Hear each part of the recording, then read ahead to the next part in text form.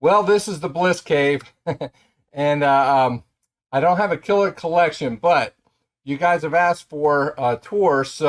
But before I get to the tour, I want to tell you, prior to late 2020, when COVID hit, all I had was a PS3 and maybe 10 games, besides my PC collection. I got a Retron 77 and decided to collect Atari 2600 carts, and so that led to this. So without further delay, here's my collection for 2023. Before we get to the good stuff, let's start at the beginning. When I was a kid, my grandmother had a farm, and she took me to a yard sale once where I got my first chess set, and I've loved chess ever since.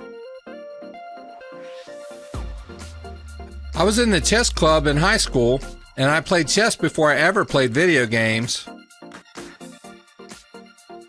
I didn't want a chess table in the Bliss Cave, so I found this antique chessboard to hang on the wall, and it fits nicely on an end table. I had the pieces from a previous chess set, and they're weighted nicely. When I decided to start collecting consoles and video games, I simply started going to yard sales and flea markets looking for good deals. I was able to find some really good bundles with consoles and games included. I ended up selling a lot of my game doubles on eBay, which helped me get more games. My wife and I also like to go to thrift stores like Goodwill, and we frequently find games and other items for the game room. When I started collecting Atari 2600 carts, I didn't buy complete and boxed copies. I just wanted the carts to play on my console at first. But later I wanted my shelving to look cool, so I designed and made these boxes myself at home. If you're interested in getting these, check the description of the video on how to get the PDF files for free. For my other games, I do go to eBay as well if I'm looking for a particular game that I'm missing that I want to get. On occasion, I do go to GameStop or to a local game store as well. My Sega Master System collection is one of my favorite parts of the collection. It's getting there, but I have a long way to go. These are some of my Xbox One and Xbox Series X games, along with my Atari homebrew games. I have some of my Xbox games in the family room where I keep my Xbox Series X most of the time. My Atari homebrew game section is also one of my favorite sections in the game room. I just love homebrews. And this is my PlayStation shelf for the most part, where I keep my PS2, 3, and 4 games. I do have some miscellaneous Sega Saturn, Genesis, and Atari games on it also.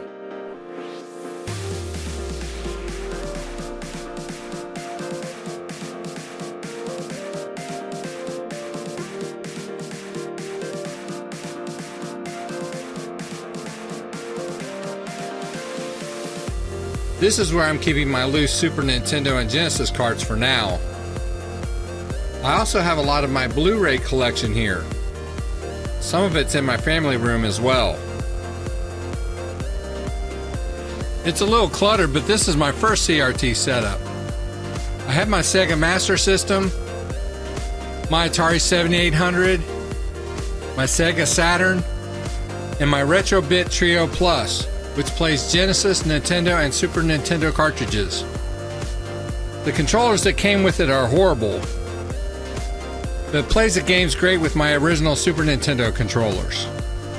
I also have what's called a backbit, which has interchangeable inserts for the Atari 7800, Intellivision, ColecoVision, Atari 8-bit, and more. You put your ROMs on a micro SD card, and you can play your games on these consoles just by changing the insert for that console. It plays most games for each system. I just love it. And these are my two favorite controllers at this station, both from BD RetroMods. This is my second CRT setup, where you're seeing my ColecoVision network with the same backbit. I just pick a game and play. Same thing with the Intellivision. I just change the insert and plug it in.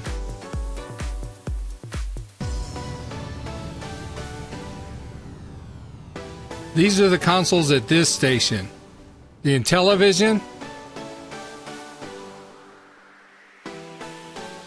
the ColecoVision, the original PlayStation, the Sega Genesis with a power-based converter, and I also have an Atari ColecoVision expansion module, should I ever want to play my Atari cartridges on my ColecoVision. Here we have my Telegames Light Stick Switch Atari 2600, along with my NES. The 2600 is hooked up to a Qatari, which has an Atari box. I got the Qatari so I could play Robot War 2684 and keep track of my high scores. It's worth noting that my Atari 2600, my Atari 7800, and my ColecoVision are all AV modded. Brian from BD RetroMods modded my 7800 and my ColecoVision for me. Speaking of BD RetroMods, these are the controllers that I use at this station. I bought them all from Brian and use them for most of my games.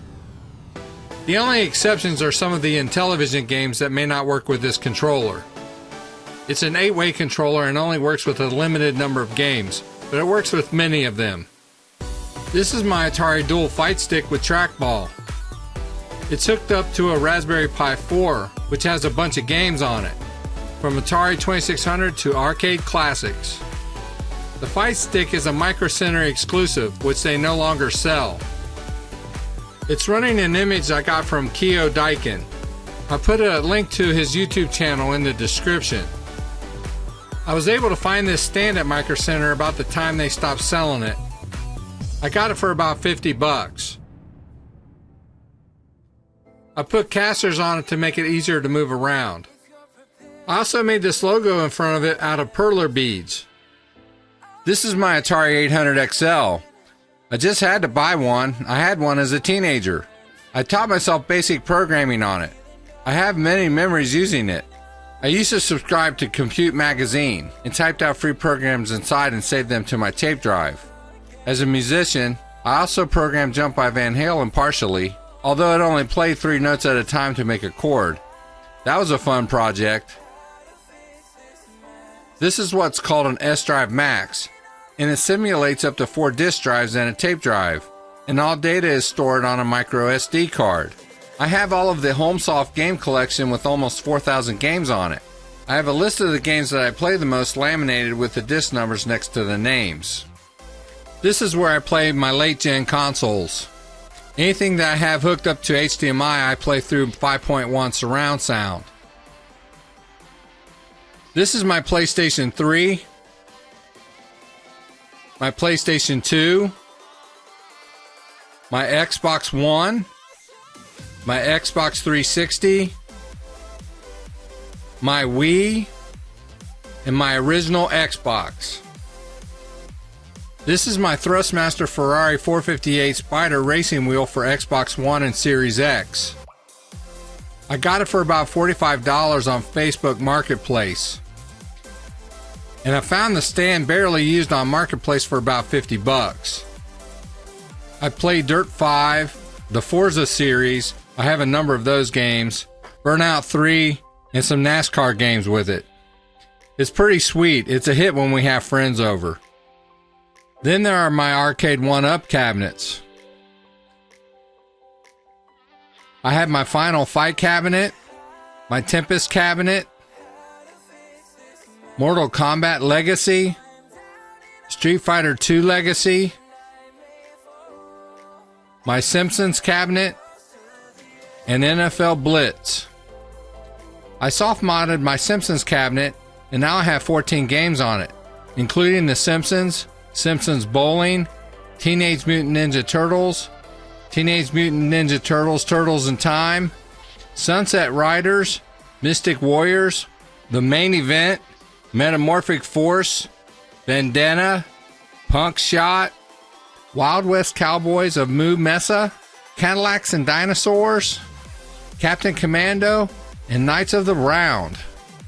I also have an Asteroids cabinet, but my Tempest cabinet has the same games except Lunar Lander. I may sell this one to make room for a different one. Of course, I have my comic book collection. I don't actively collect much anymore though. I have about 3,500 comics, and I'm looking for a better way to display them. I have a shelf to keep a lot of my boxes. The Bliss Cave is a work in progress. The rest is basically decorations and toys throughout.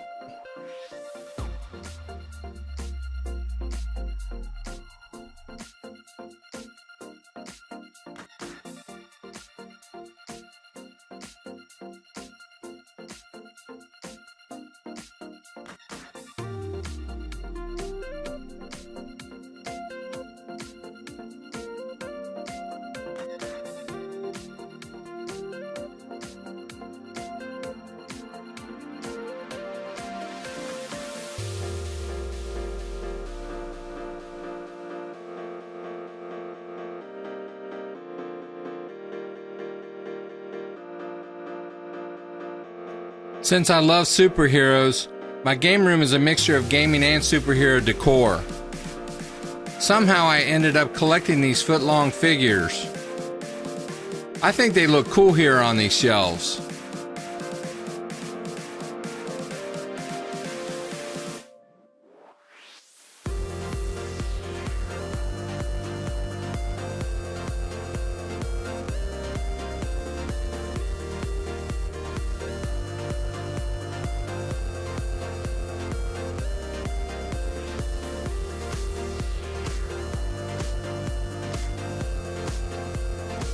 Spider-Man is my favorite superhero, if you didn't notice.